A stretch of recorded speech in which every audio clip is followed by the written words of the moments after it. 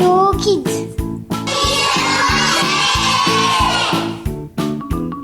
Bonjour, je suis Pablo del Pozo de la classe de CM2 et je vais être votre présentateur pour cette émission. Aujourd'hui, on va parler des droits des femmes. On va écouter un micro-trottoir, des reportages, des portraits, des femmes et une interview.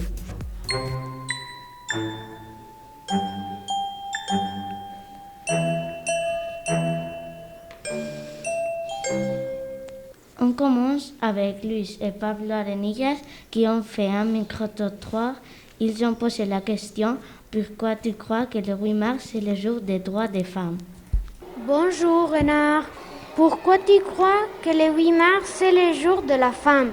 Je crois que c'est peut-être un jour où la femme a obtenu quelques droits, où une femme a inventé quelque chose. Bonjour Juan. Et parce que le 8 mars, la femme a pu voter. Alors, le 8 mars a été choisi parce qu'à New York, il y a eu des femmes qui ont eu des revendications. Elles travaillaient dans une usine d'habillement. Et alors, je crois qu'elles sont peut-être sorties dans la rue, elles ont peut-être fait une manifestation. Bonjour Luciane. Voilà, bonne question. Écoute, je ne sais pas pourquoi c'est le 8 mars. Je sais que c'est le jour de la femme, qu'on s'habille en mauve, en violet et qu'on célèbre et on fête les femmes. Mais je ne sais pas vraiment pourquoi. Par contre, je te promets que quand on va avoir terminé, je vais aller chercher dans mes livres si je trouve la réponse. Mario et Dario Plaza, vous avez cherché des informations pour répondre à la question. Bonjour. Bonjour. Bonjour.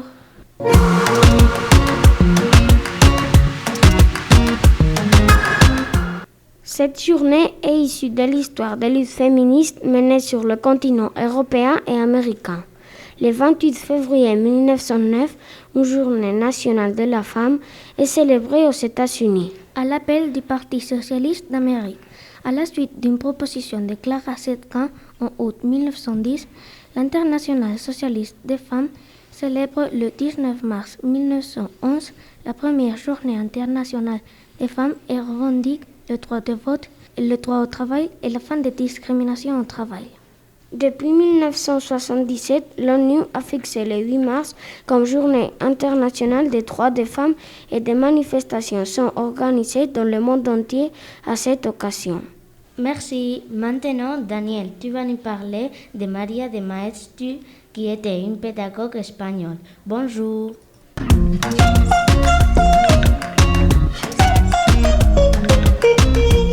María de Maeztu nació en Vitoria en 1881. Fue pionera en la lucha por la educación de las mujeres en España, labor que desarrolló durante toda su carrera como docente. Era una mujer muy válida, becada por el gobierno para ampliar sus estudios. Fue pedagoga e humanista española. Fundó la Residencia de Señoritas, un lugar en el que las alumnas podían completar su formación académica y cultural. Destaca su trabajo como feminista impulsando el voto feminismo. Aunque algunas fuentes indican que fue apartada de su puesto en la Residencia de Señoritas, lo cierto es que dimitió en septiembre de 1936. Fue exiliada y murió en Mar del Plata el 7 de enero de 1948. Merci Daniel. Bonjour Dario et Irene. Bonjour Pablo. Vous avez fait un reportage de la situation de la femme dans le monde.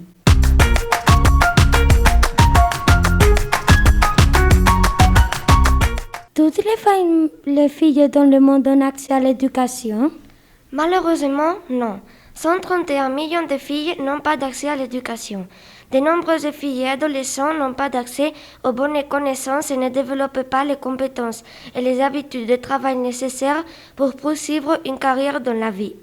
Dans le monde, la moitié des enfants non scolarisés sont des filles et 32 millions de tous les enfants qui devraient suivre le premier cycle de l'enseignement secondaire ne sont pas scolarisés. Il y a plusieurs raisons. Très souvent, les familles choisissent les garçons lorsqu'elles s'investissent dans l'éducation. En outre, un certain nombre de facteurs associés à la pauvreté, tels que le mariage des enfants, les grossesses précoces, le travail des enfants, les tâches ménagères, le coût et la distance, contribuent à ce que les filles n'aillent pas à l'école. La violence sexiste les prive également d'éducation. Si toutes les femmes complétaient l'enseignement secondaire, il y aurait 49% moins de décès d'enfants. Et en Afrique subsaharienne et en Asie de l'Ouest et du Sud, le mariage des enfants diminuerait de 64%.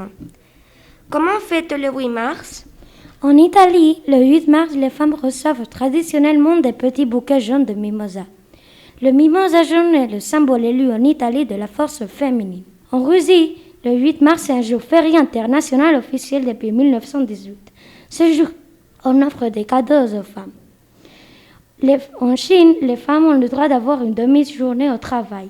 En Australie, on célèbre le jour de la femme depuis des siècles, mais depuis les années 70, les manifestations pour l'égalité et la liberté pour les femmes sont apparues comme l'activité principale le 8 mars. En Espagne, on fait aussi des manifestations pour l'égalité et la liberté. En Royaume-Uni, on fait des visioconférences. À Londres, le jour de la femme dure 3 jours. Au Chili, les gens sortent pour faire des manifestations avec des foulards verts, pour lutter contre le sexisme, favoriser la progression des droits des femmes. Merci Dario et Irène. Enard, bonjour. Bonjour. Tu vas parler d'Elise Meitner, qui était une scientifique qui a lutté beaucoup pour pouvoir arriver où est-elle arrivée.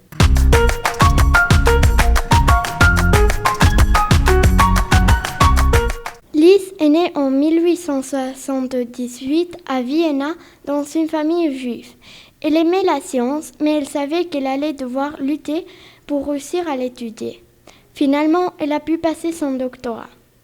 Elle alla travailler au collège de chimie de Berlin.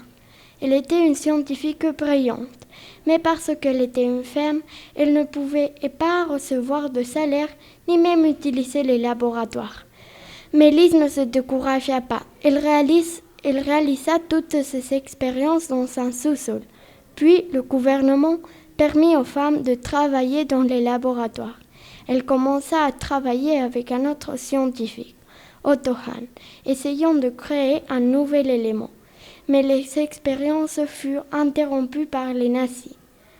Lise fuit l'Allemagne, mais elle et Otto continuèrent à réaliser leur expérience par correspondance. Dans une de ses lettres, Lise expliquait à Otto la fission nucléaire. En 1944, Otto reçut le prix Nobel au lieu d'elle, même si c'était Lise qui avait changé la physique pour toujours. Lise Meitner est souvent citée comme l'un des cas les plus flagrants de scientifiques injustement ignorés par le comité attribuant le prix Nobel. Merci. On va finir avec l'interview de Juan Delgado qui a fait une interview de sa mère car elle est chef de Renault et il n'y a pas beaucoup de femmes à ce poste.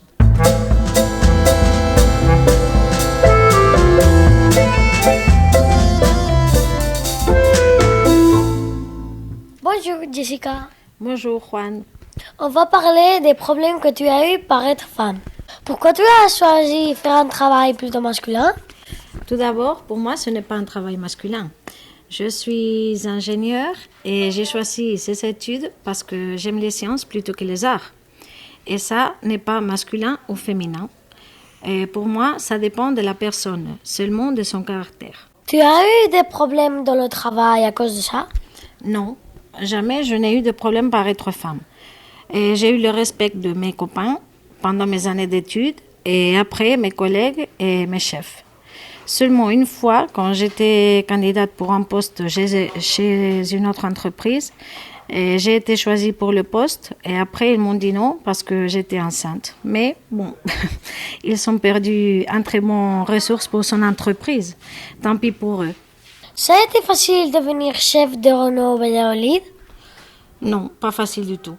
Mais pas à cause d'être femme, sinon parce que j'ai dû travailler dur. Renault nous donne les mêmes opportunités. Tu sais que par exemple, les directrices des usines de Renault Valladolid et Palencia, elles sont des femmes et mères des élèves du lycée. Il y a eu des fois qu'un homme t'a enlevé l'opportunité par être homme? Non, j'ai eu toujours les mêmes opportunités. Je n'ai pas eu jamais ce sentiment. D'accord. Au revoir. Merci, au revoir, un plaisir. Au revoir. À bientôt. Radio Kids. Malheureusement, cette émission est terminée. Et merci de nous écouter. Au revoir.